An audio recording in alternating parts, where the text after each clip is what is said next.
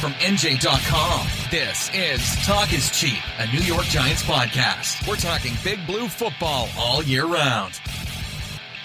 Welcome on in, Giants fans. I'm Matt Lombardo alongside Ryan Dunleavy, and we are here live from the Quest Diagnostic Training Center. And this, of course, is the Talk is Cheap podcast, episode 123. Ryan, you might have heard there's a big NFL draft on Thursday. People might not have heard today was the first day of Giants minicamp and our first practice watching the Pat Shurmur-led New York Giants. Yeah, I did hear something about a draft, something about a mock draft, something about 2-round mock drafts and 7-round only mock drafts. But I think that'll be, what, Matt, like 85% of this show probably. But you got to talk about the Giants taking the field today, which is like a sign that football is back. The first time you and I have been on the sideline watching the Giants practice, which was fun. Yep, and I think that today, and we're going to really dive into the NFL draft, what the Giants will do at number 2. Will they pick at number 2? Who are some options later on in the draft for positions of need? And then, of course, dive into some scenarios and how things could play off at the top. But I think before we get into the draft, Ryan, and I think that you summed it up perfectly, we kind of have to get into what happened on Tuesday on day 1 of the minicamp, because this day was just as much about who wasn't here as it was the guys that were on the field. Odell Beckham Jr. was in the building. Pat Shurmur talked about the relationship that he's starting to develop with Odell. But you wrote about this on the site. 2 notable players, one on offense, one on defense, were no-shows. And it's not a good look for either one of these two with a new coaching staff rolling through town. Yeah, Ereck Flowers wasn't here. He hasn't been here. He's the only player on the Giants of the 76 on the roster who hasn't been here for any of the voluntary portion of the offseason program. That's obviously the Giants report today from NFL Network. The Giants are trying to trade him. That's no surprise to anybody. I wrote in February what the list of things I thought the Giants could get for him. So, I mean, I think anybody knows that Ereck Flowers is not in good standing in this organization and probably getting worse by the day. And joining him in a conversation is not where anybody wants to be, especially all-pro caliber player like Damon Harrison, who was not here. He showed up for the first day of voluntary workouts on April 9th, but I've heard he has not been here much since then, if at all. So, it's interesting choice by Snacks Harrison, a guy who should be a leader of this defense. Olivier Vernon, who missed most of the voluntary portion of last season's offseason program, made it pretty clear in his explaining his own reasoning for being here, why he decided to show up. All the newness, the new scheme, the new coaches, get to learn everybody, learn the plays, learn his responsibilities, learn the people. And he wasn't talking about Snacks, but you got to think the same thing would apply to Snacks. They're both third-year guys on huge contracts, so they're in pretty similar boat. And you would think that they both, if one's here, the other should be here.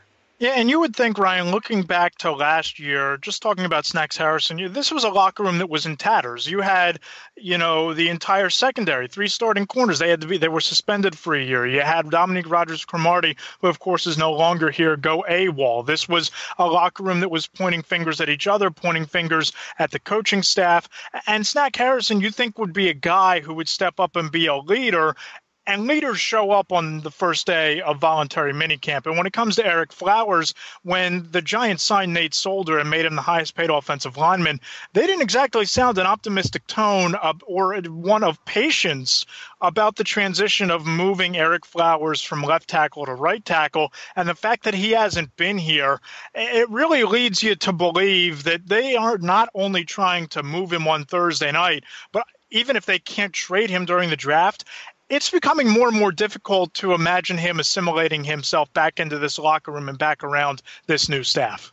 Yeah, I think I don't know that we'll see Ereck Flowers in East Rutherford again. I don't think he'll be back in that locker room. But you mentioned leadership. And listen, you and I have covered enough football to know that you have to do more than say you're a leader, or you have to do – sometimes we don't even know who the leaders are. Sometimes guys are doing stuff behind the scenes that we don't even know. So sometimes guys say they're leaders and they're not. Sometimes guys don't say they are and they are.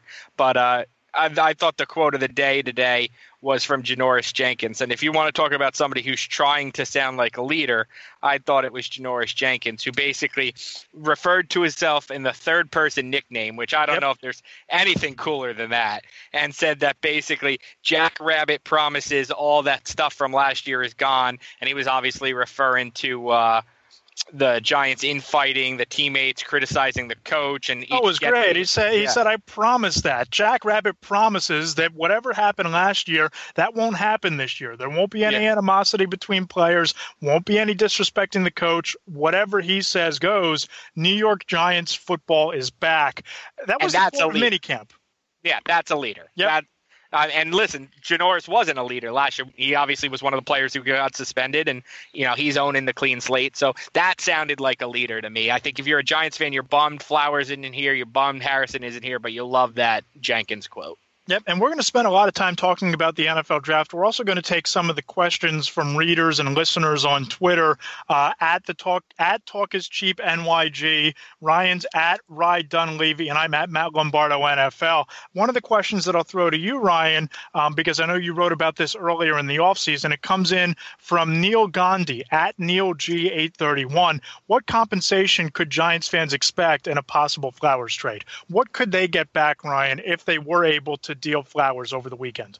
So the best way I think you look at these things, Matt, is you look at comparables, right? And you look like we'll get to the NFL draft trades in a bit, but like whenever I'm trying to figure out a trade scenario for the Giants, I look, what have teams in other positions done? And to my surprise, there have been five offensive linemen who were picked in the first round since 2011 who have been traded before their rookie contract ended. That seems like a lot to me. I don't know. So, most recently was Greg Robinson, the bust former number 2 pick of the Rams in 2014, got traded last year to the Lions for a 6th-round pick, and the Lions end up waiving him. Langston Tomlinson, a guy who was picked in the same draft as Flowers a couple years, like about maybe 20 picks after Flowers, got traded last year. The Giants essentially are looking at a 5th or a 6th-round pick if they want to trade Flowers. If anybody will take Flowers, they're looking at a 5th or a 6th-round pick, which isn't a great return, obviously, on the number 9 overall pick from a few years ago. You're basically trading a 1st-round pick for a 6th-round pick 4 years later. But it obviously clears up a headache. It sends a message to the rest of the team. And one thing I think it does, Matt, I think this is interesting, and I pointed this out today.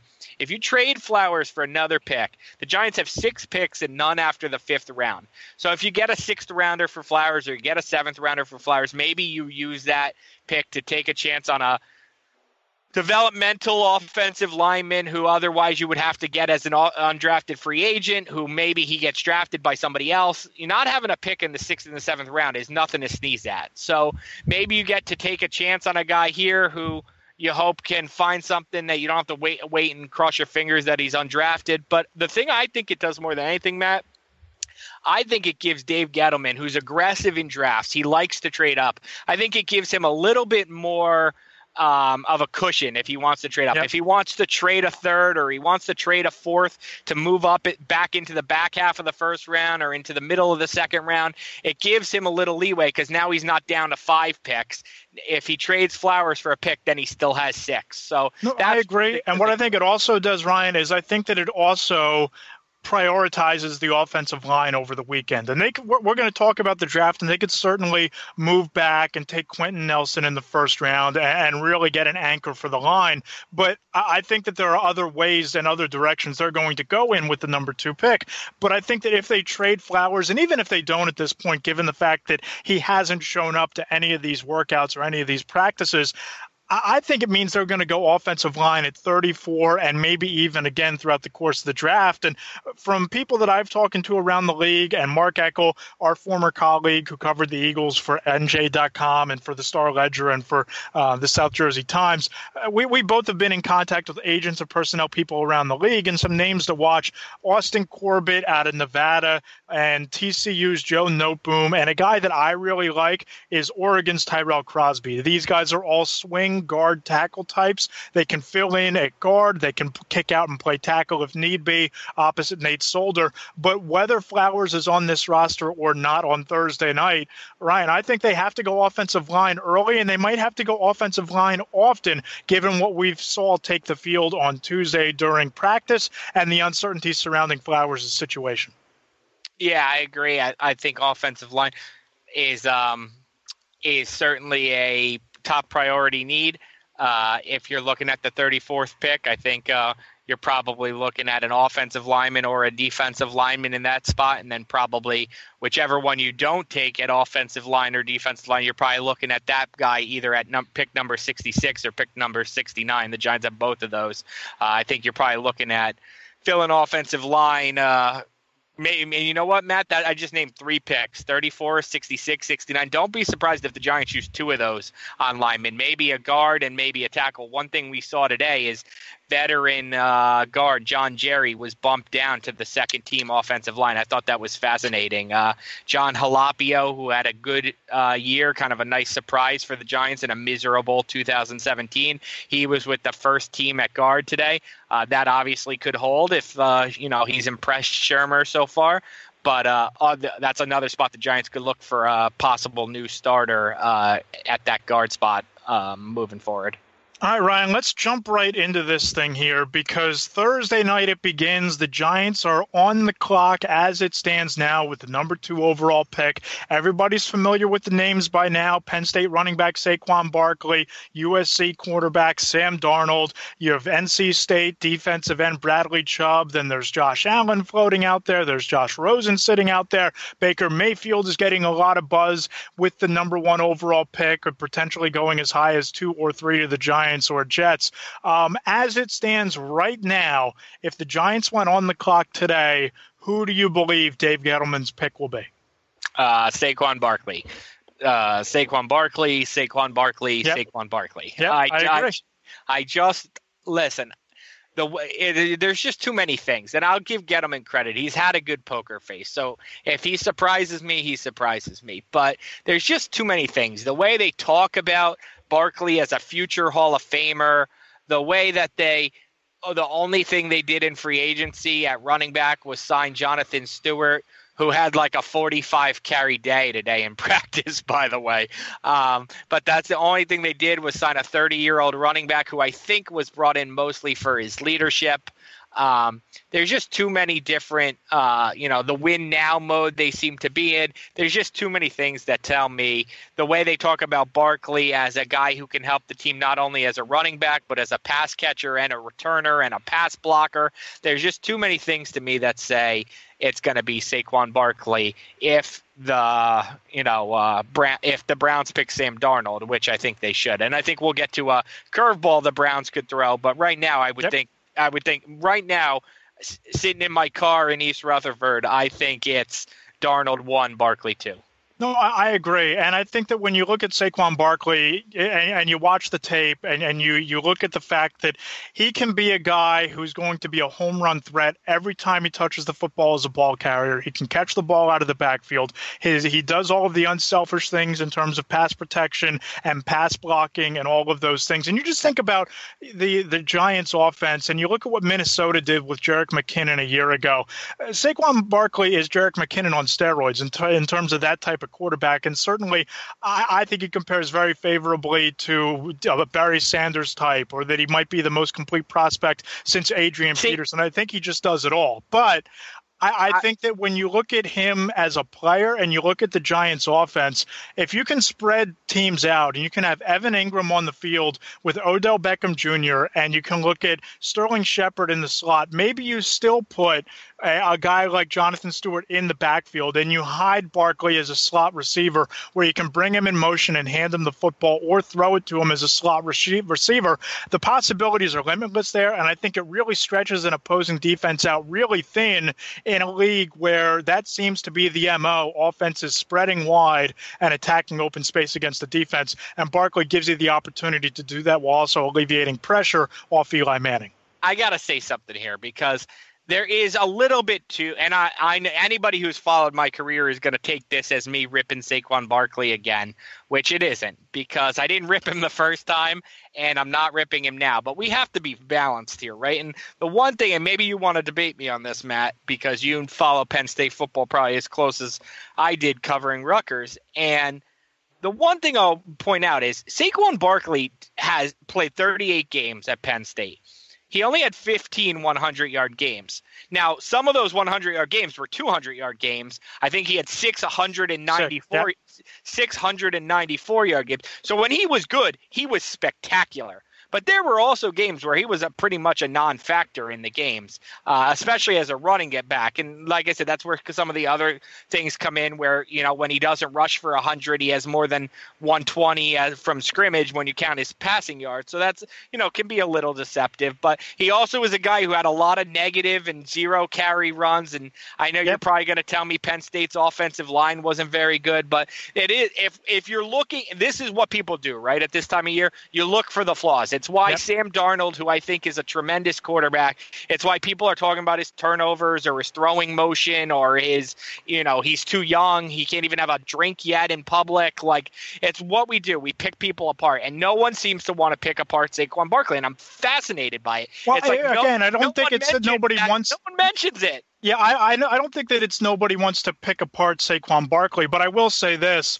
If there was one unit on the Penn State roster that was damaged the most by the sanctions from the Jerry Sandusky scandal, it was the offensive line. And you look at the group that they're bringing into spring practices this year, this is the first time that they've had even an average to above average offensive line. And Barkley has been running behind subpar lines in the Big Ten against Big Ten competition. So I think you put him in an NFL offense behind an NFL offensive line. Not that the Giants' offensive line is great. Let's not pretend. I agree.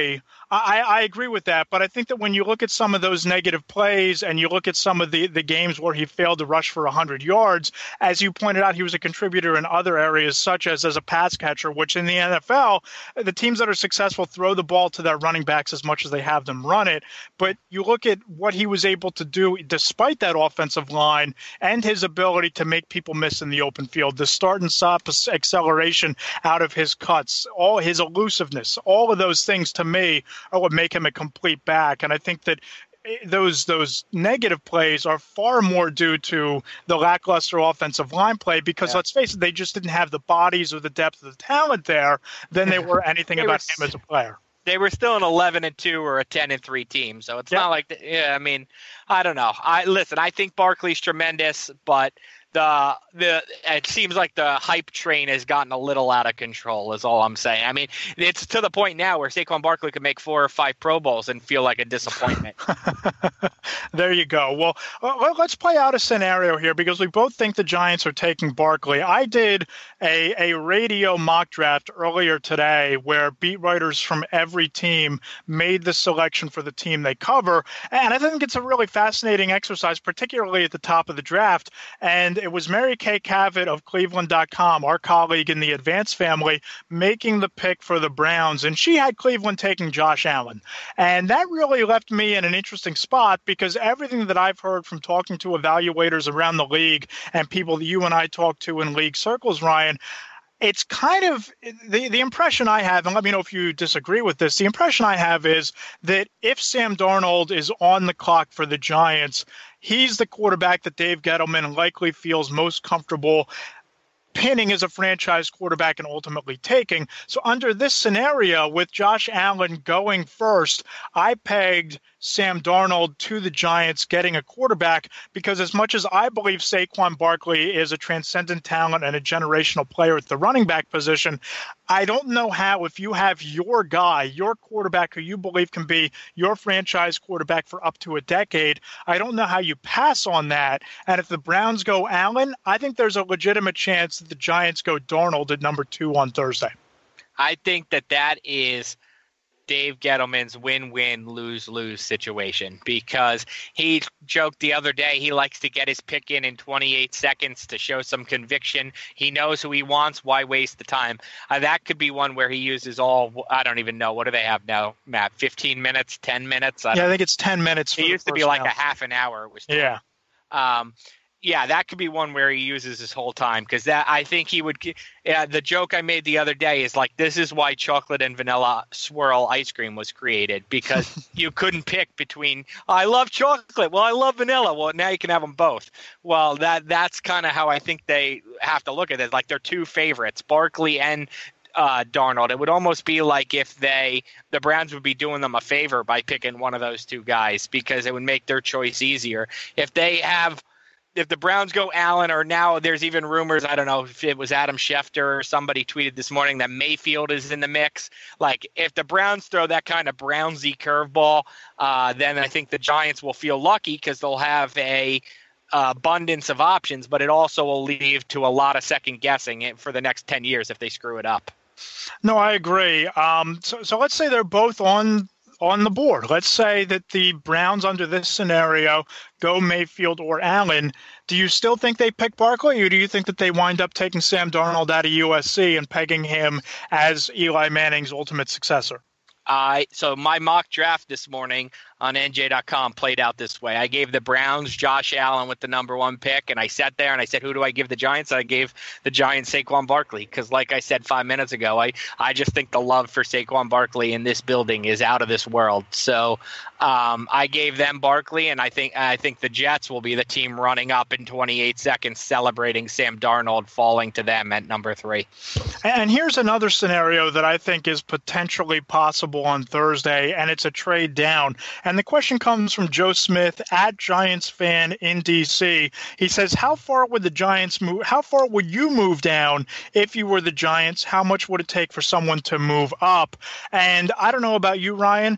I don't know that I would move much further than number 5 with the Denver Broncos, because I think once these quarterbacks go off the board, and there are only so many quarterbacks when you're talking about Allen and Darnold and Mayfield and Rosen, if you're not gunning for a quarterback at number 2, I think that you would be doing yourself a great disservice if you're the Giants by not coming away with Barkley, Nelson, or Chubb. And there's a chance that if there's a team such as Denver wanting to assure themselves one of the quarterbacks, you would still have your shot at 2 of the 3 sitting there at number 5. So if I'm Dave Gettleman, I'm not moving anywhere below number 5, because you only pick at this juncture, this high in the board so often, and you only get so many cracks at a potential Hall of Fame blue chip player. And that's what I believe Barkley, Nelson, and maybe even Chubb have the chance to be. So I don't think that you get too cute with this. I don't think you follow the Cleveland Browns blueprint of accumulating present and future picks. If you're not taking a quarterback and you can snag a top 5 pick and maybe a second round selection, then I think that you can feel comfortable moving back, but I'm not dropping out of the top 5. So I think I've probably, if I have a niche in my first 3 months on the Giants beat, it's that I'm trade down guy. I think I've spent probably as much time as anybody looking into trade down possibilities for the Giants. I've done multiple stories on it. I asked Gettleman about it. I've asked former GMs and scouting directors about it. What would they do? I've written all the stories. This has been your beat. This has been your beat. I'm the trade down guy. That's my thing. So here's how I feel about it. If somebody's going to load up your draft for the next couple years, if the Bills are going to give you, 3 first-round picks and you have to move down to 12, well, then I would probably do that. If you're talking about just a short-term scenario, then no, I would probably, I'm with you. I wouldn't move down to an area where I couldn't get one of the players you mentioned, either Barkley, Nelson, or Chubb. I think those are the 3 guys you got to. If you're not picking a quarterback, you got to come away with one of those 3 guys. But you said 5, Matt. I don't agree. I think you could probably, let's say the 4 quarterbacks: Mayfield, Rosen, Allen, and Darnold all go high, and then you're talking about 3 guys you want: Nelson, Chubb, and Barkley. So that's 7. So feasibly, you should be able to trade down to 7 and get one of those guys. Now, look, unless somebody jumps you for a guy like Nelson or jumps you for a guy like Chubb, because I don't think that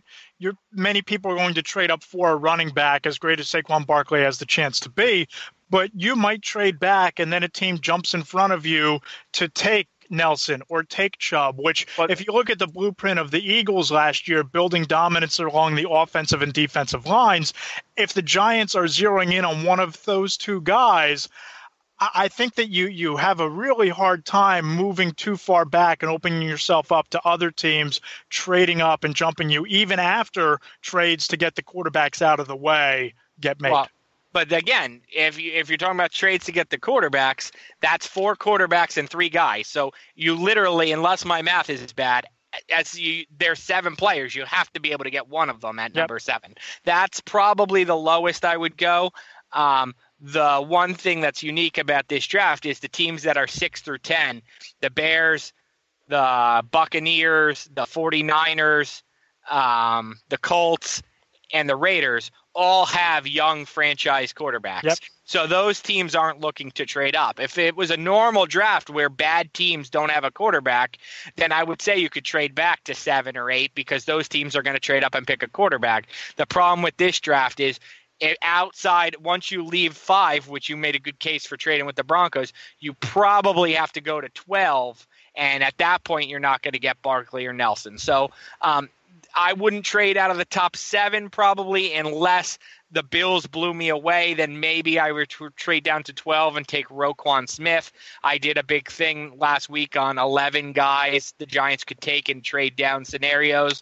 I tried to pick a guy in each range, a guy at, picks 6 through 10, picks 10 through 13, picks 14 through 16. Roquan Smith at 12 would make sense for the Giants. One thing I'll say is Roquan Smith is the type of player that we're going to look back on, in my opinion, Ryan, in 5 years, and we're going to say that even though the hype train leading up to the NFL draft has him as the number 1 overall linebacker in this class, which I agree. I think he's the best linebacker. I think he's a leader. I think there's a chance he might wind up being the best defensive player to come out of this class. So I don't think the Giants would wind up with Smith and feel anything but great about it at number 12. But I don't know that linebacker is as big a need as, say, running back or offensive line or defensive line. So if you're trying to build a centerpiece that keeps you in contention relatively so for this year, but fills a bigger need for the next 5 to 10 years, I don't know that Roquan Smith fits what the Giants are trying to do, as much as I love him. Yeah, except if you're getting 2 more first rounders for him, then he's all of a sudden he sounds pretty nice. 2 things I want to point out. One, a popular trade scenario in mock drafts. I'll point out one. You tell me what you think about it, then I'll get to my second point. Popular mock draft scenario is the Giants trading down with the Patriots, who rumor has it want to get up to get one of these quarterbacks to replace Tom Brady eventually. That would involve trading to 23 and 31, the Patriots' 2 first-round picks. No way do I do that. Not a chance, because like we talked about, you're only up in the top 5 picks of the draft so often, unless you're the Cleveland Browns or unless you're an organization that just can't get out of its own way. That historically hasn't been the Giants' MO, and I really don't think they're that far off. I picked them to go 10-6 for crying out loud. So I don't think they're that far off from being a competitive football team. So you're doing yourself no favors for the short or long term by pretending that you get value getting the 21 and the 31st pick. To me, there's no value whatsoever, and you're the Giants from moving out of 2 and falling that far down the board. Correct. One other thing I want to point out, and this goes in with the Roquan Smith thing, is I talked to Gil Brandt, who's kind of like the godfather of scouting in the NFL draft, and I talked to Phil Savage, the former Browns GM, and Louis Riddick, who interviewed to be the Giants GM, and asked them about trade down scenarios. And one thing they said that was interesting, this goes with the Smith thing, is the 2011 draft had a lot of really good players go in like the teens. And the reason is because teams jumped up and picked quarterbacks like Blaine Gabbert and Jake Locker and all these guys that made other really good players fall. So it pushes them down the board because teams go up and they move up and they pay a premium for quarterbacks, even if the quarterbacks might not be you might not be getting a cornerstone quarterback. Teams take chances on quarterbacks more so than other positions, and it causes quality players to be pushed down the board. Exactly. So even if these quarterbacks are much better than those quarterbacks obviously ended up being Buss, Gabbert, Ponder, and Locker. But even if these quarterbacks end up being good, that's still going to happen where guys are going to fall down. So maybe in a trade, maybe that makes a trade down more attractive, where Roquan Smith's probably a top 7 player you get at 12, or Derwin James is the safety from Florida State's a top 10 player you get at 16, something like that. There's just something to keep. I'm not saying I would do it, but it's something to keep in mind for the Giants if they do trade down. All right, what's scenario number 2? The other thing I wanted to bring up is that, well, there are a couple things I want to bring up. The reason, and if you're a Giants fan, and you're like, why do people keep mentioning us trading with the Browns and the Bills? It's because those 2 teams have the most picks, right? The Browns have 5 picks. The Browns and Bills both have 5 picks of the top 65 picks. So they have the assets. They have the assets to trade up. They're looking for a partner. And the Browns have 4 in the top 35. 4 in the top 35, 5 in the top 65. The Bills have 5 in the top 65. How about let me throw 2 things at you, Matt. Would you trade to 4 if the Browns wanted to give you, an extra second-round pick, 1 extra second-round pick to move from 2 to 4? Would you do it? I would probably need both of those second-round picks. I would need 33 and 35. Because really? here's the thing. If I'm John Dorsey, I hang up on you. I know, but see, if I'm the Giants, you have to believe that they're moving up to get Saquon Barkley, correct? Yep. To pair Barkley with either Allen or Darnold. And I think that if the Giants are as high on Saquon Barkley as Dave Gettleman and everybody that you talk to sound as if they are, I'm making Cleveland pay through the nose, or I'm saying I'm going to feel content to draft my guy and take him at number 2. So to me, while 1 extra second-round pick is nice and having 2 picks potentially, which will be back-to-back, would be great, I think I'd want all 3, because then I could have potentially a second-round pick and package 2 of those second-rounders to get back into the middle of the first to come away with pick number 4, pick number, let's say, 21, and then pick number 35. 1 sentence. What if I told you they could do – okay, so so now I'm Dorsey, you're Gettleman, right? We've taken on the roles. All right, Dave. No, sorry, I'm not giving you 33 and 35 to move back from 2 to 4. You're nuts. That's crazy. I'm going to hang up on you. But before I hang up on you, I'll give you either 33 or 35, one or the other, and 65, the first pick of the 3rd round. I'm not giving you my 2 seconds, but I'll give you 1 second and 1/3 to move from 2 to 4. Done. Okay. Interesting. Yeah, because then if I'm Dave Gettleman at that point, I can either have 2 picks at the top of the second round, right? Yeah. Or at the very top, potentially even pick number 33, or if it's pick number 35, you give me, pick 30. I can have pick 34 and 35 to start the night, or I can package a second and a 3rd round pick to get into the mid-20s and come away with 2 first-rounders and 1 pick in the second. And I think, to me, that gives you a lot of options, and you're still picking at number 4. Okay. And then you're taking Chubb, I imagine, right? Right, either Chubb or probably Quentin Nelson. Okay. Here's the other scenario I want to make, and I've written this a million times. I might take bows. I might take a victory lap around this facility if this happens. I really like the idea of trade, and I mentioned it earlier in this podcast when I was talking about trading Flowers. I really like this class. The Giants need offensive linemen. This class has a bunch of offensive linemen that are going to go between 20 and 35. So the Giants are at 34. Do you take like the last guy of those? Or do you have some conviction, to use a Gettleman word, and do you trade up into 26 with the Falcons or 30 with the Vikings, which is what I think I did in my mock draft today, or 28 with the Steelers? One of those teams, you're not going to trade with the Eagles, obviously, but one of those teams in the late 20s who already has a playoff team, who doesn't have a pressing need, who might be willing to trade back and get an extra pick for their depth. Do you trade up and go after your guy? And I don't know who the guy is. I think it's probably Will Hernandez, the guard from UTEP, but maybe it's not. Maybe it's Isaiah Wynn from Georgia. Maybe it's Colton Miller, the guy who could play left tackle or right tackle from UCLA.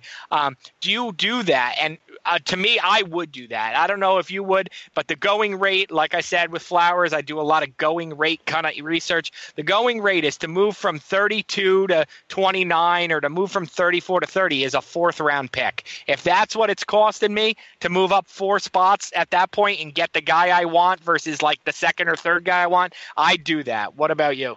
I think it all depends on the board because I'm with you. I've heard, as you have, that Will Hernandez is high on their board. I've also heard that they like Tyrell Crosby out of Oregon a lot, and they like his position versatility, that he can play either tackle spot. He's dependable, no real injury history to worry about, can play guard, can play tackle.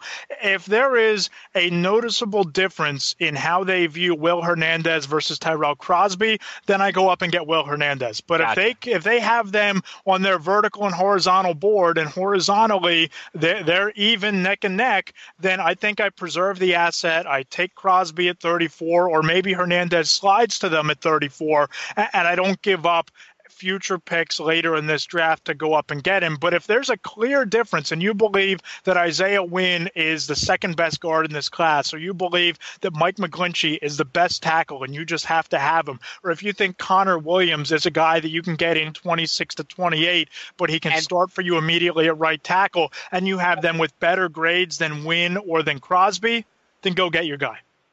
Yeah, that's interesting. Some other things I think they need, if they don't pick Barkley, they need to come away with a running back somewhere on day 2. Yep. If they do pick Barkley, then I think you're looking at offensive line, defensive line, linebacker as day 2 needs. I think day 2 is fascinating just because the Giants have that extra third-round pick, because they'll pick 66 and 69, and any of you guys who are familiar with what Matt and I do know we pump out as much content as probably any NFL beat tandem anywhere. That turnaround's going to be quick, Matt. We're going to be doing 5 things to know about the number 66 pick, and the Giants are going to be back on the clock. Yeah, no, I agree. I look at the day 2 picks that the Giants have, and I think that you can fill a number of needs. I think that they could still benefit from adding another wide receiver. I think that you look at a guy like Anthony Miller out of Memphis, Deshaun Hamilton. You look at some later options, Thomas Owens, probably an early day 3 type of a pick. But those are guys I think they could have in their crosshairs. Oklahoma State's James Washington as well. These guys fit the profile of the type of receiver that the Giants would be looking for alongside Sterling Shepard and opposite Odell Beckham Jr. But I think wide receiver is a couple rungs down on the hierarchy of need. I think it's offensive line, defensive line, secondary help. I think that's another position that they're going to have to zero in on. They can go a number of ways. Unfortunately for them, they have a number of picks to fill them. Yeah, well, unfortunately for them too, they only like I said, they only have 6 picks and none after the 5th round. So that's why I fully expect. I'm putting my money on. I think Flowers will get traded here before if not before Thursday night, then before Friday. Yeah, I agree. Ryan, let's get our hierarchy of need out of the way. I just gave you mine in terms of how I rank the Giants' needs. What would be your top needs going into the weekend that the Giants have to fill between Thursday and Saturday? I think it's offensive line, defensive line, running back, offensive line again, wide receiver. Those would be my top 5. And when I say offensive line twice, I mean tackle, guard. You could put it in either direction. I would go defensive line, offensive line, defensive line, offensive line, running back, wide receiver are my 5. That's fascinating. We both gave our needs, and we didn't mention quarterback. And I would make the argument that one of the more disappointing positions in Tuesday's practice was the play of both Eli Manning and Davis Webb. I thought Webb was a little bit sharper, still very inconsistent. Eli Manning looked every day of 37 years old. If they don't go quarterback at 2, which I think we both believe the pick is going to be Barkley or somebody else, unless it's Sam Darnold, what do you do? Because I think that the drop-off between a Mason Rudolph, Kyle Lauletta, and the rest of this class is a pretty steep one. And I don't see the Giants investing a second or third round pick, which is what it would need to be to get someone like Mason Rudolph in the building. So if it's not a quarterback at 2, I don't think it's a quarterback at all. I'm with you 100%. I wrote today, and I will stand by this no matter what. It is completely illogical that if you're not going to pick Sam Darnold, or you're not going to pick any quarterback at number 2, to use any other pick on a quarterback is completely illogical. I don't care how high you have them rated. It makes no sense. You picked Davis Webb in the 3rd round last year and know nothing about him. You gave him zero opportunity. So you're going to pick somebody whose stock is similar. And I know this regime didn't grade Webb, whereas they're grading this class. Then, that was the last class, and who knows, they might have never picked Webb, or who knows, they might have picked him in the 2nd round. But you're going to tell me that to pick Kyle Lauletta, you know for a fact he's better than Davis Webb? That makes zero sense to me. If you're not picking a quarterback at 2, then Davis Webb is your backup quarterback. He's your quarterback of the future, and you go out and for at least a year, probably I would say more than that, and then you go out and you sign a veteran quarterback, a guy who will push Webb hard to be the number 2 quarterback, but would be okay, isn't going to have hurt feelings if he's the number 3 quarterback, who can help groom Webb, who knows he's Eli Manning's backup, and is just there to push Davis Webb and get Davis Webb better. And I made a list this morning. I published it of 9 guys. Guys like Derek Anderson, guys like Kellen Clemens, guys who have been longtime backups in this league, who have starting experience, Scott Tolzien, guys who have starting experience, who understand their role on a team. Anderson's the guy who jumps off the page because he's been in Carolina the last 6 years, where he, obviously helped, played some role in Cam Newton's development, and played for Mike Shula, the Giants offensive coordinator, and under Gettleman as GM. So Derek Anderson's the guy who, if the Giants don't draft a quarterback, I fully expect they'll make a phone call to Derek Anderson and see if they can convince him to come here and be the number 2/3 quarterback. All right, Ryan, last one before we go. What would surprise you the most about the Giants draft by weekend's end? Ooh, if they pick a quarterback who's not named Sam Darnold. If they pick Mayfield or Rosen or Allen, that will surprise me the most. Now, I think that would be a major surprise, and it would certainly signal a major smokescreen, even though Dave Gettleman vowed that he hasn't lied since he was 10 years old to us the other day. The obvious reply to that is, well, then stop lying now, right? But my biggest surprise would be if the Giants don't invest a pick in the first 2 rounds at the running back position, because while we agree that we think Barkley is the pick at number 2, if they go with Darnold, if they go with Quentin Nelson, or they trade back, or they take Chubb, or whatever other scenario plays out, it would shock me if the Giants don't land a premium pick at the running back position in this draft, because I think it's very deep, but it's top heavy. You have guys like Sony Michel and Nick Chubb out of Georgia, who I like a lot for different reasons. Sony Michel, versatile guy, dual threat pass catcher. You can move him around kind of like you can Saquon. Nick Chubb, a between the tackles bruiser, can handle the workload of 25, 30 carries a game. Darius Guice might be the best pure runner in this class. They're all going to be available when they're on the clock in the 2nd round, and I think that you would be doing your offense a real disservice with an opportunity to land one of these tremendous running back prospects with all of the talent in the passing game if you don't get one of them. So if they go in a different direction than Barkley at 2, I'd be relatively floored if they don't come back on Friday night and take a running back in the 2nd round. Interesting. I'll give you 2 guys if they floor you, if I have to pick you up off the floor. 2 guys to look for at 66 or 69 in the 3rd round are Nyheim Hines, a guy out of North Carolina State. I think he'll be there. He's a guy who's had contact with the Giants who they like. And another guy who's been in contact with the Giants, Rashad Penny, I love as a player from San Diego State. A guy who was a nation-leading rusher and also catches the ball. Those are 2 guys you could – if I have to pick Matt up off the floor on Thursday night after the 2nd round pick, those are 2 guys that maybe he'll get on board with the 3rd round pick. Yep, it's going to be a lot of fun. Ryan, I really enjoyed this. Can't wait for it all to play out. Can't wait to recap it on next week after the draft is over and done. For everybody listening, thank you for listening. Be sure to subscribe to us on iTunes, Apple Podcasts, SoundCloud, Spreaker, Stitcher, Google Play. Give us a like on YouTube. If you like what you heard, we really appreciate those 5-star reviews and those comments in the iTunes store, in the Apple Podcast section. Give Ryan a follow on Twitter. He's at RY Dunleavy. I'm at Matt Lombardo NFL. Ryan, any parting thoughts? Yeah, just make sure you like us because we don't want to get taken over by Mike Francesa.